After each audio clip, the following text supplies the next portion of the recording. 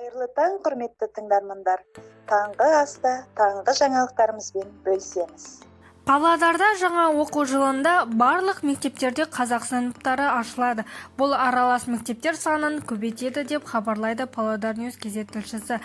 Павлодар қаласы білім беру бөлімі басшысының орынбасары Қуаныш Қыдыралиннің айтуынша, бүгінгі күні қалада қазақ сыныптары жоқ. 4 мектеп бар. Бұл нөмір 23, 16, 34 және 13 жалпы орта білім беру мектептері, дейді Қуаныш Қыдыралин.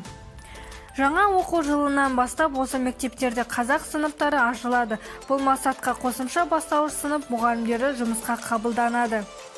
Бөлім басшысының орынбасары қазақ сыныптары ашылатын мектептерде үгіт-насихат жұмыстары жүргізіліп жатқанын атап өтті.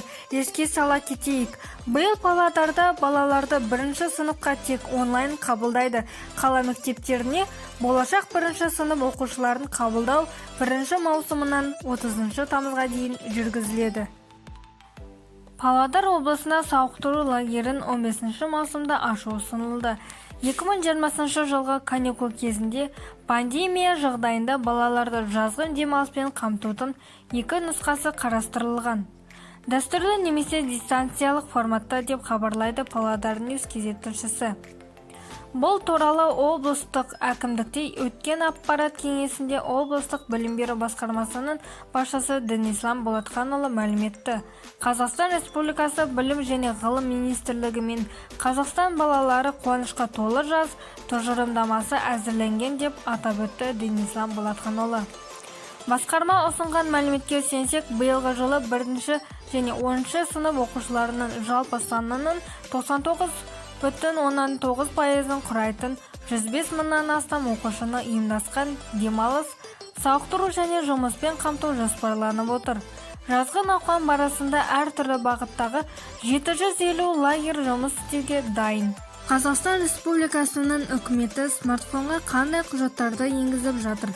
Цифрлық даму, инновациялар және аэроғарыш өнеркәсібі министрі Асқар Жұмағалиев смартфонда болатын құжаттар тізімін жария етті. Бұл туралы Қазақпарат тілшісі хабарлайды. Асқар Жұмағалиев ұсынып отырған тізімге мына құжаттар кіріп отыр: төлқұжат, жүргізуші куәлігі, студенттік билет, көліктің техпаспорты, әскери билет, диплом, қаруды пайдалануға берілген рұқсат, зейнеткер куәлігі, аңшылық билет, мүгедектігі туралы куәлік, жылжымайтын мүліктің техпаспорты. Осы құжаттардың бір қатарын мобильді қосымшаға енгізу үшін тиісті мемлекеттік органдарға хат жолдап, қажетті интеграцияны жүргізу мүмкіндігін қарастыруды ұсындық. Осымен біздің таңғы жаңалықтарымыз өз мәресіне жетті. Келесі кездескенше сау болыңыздар.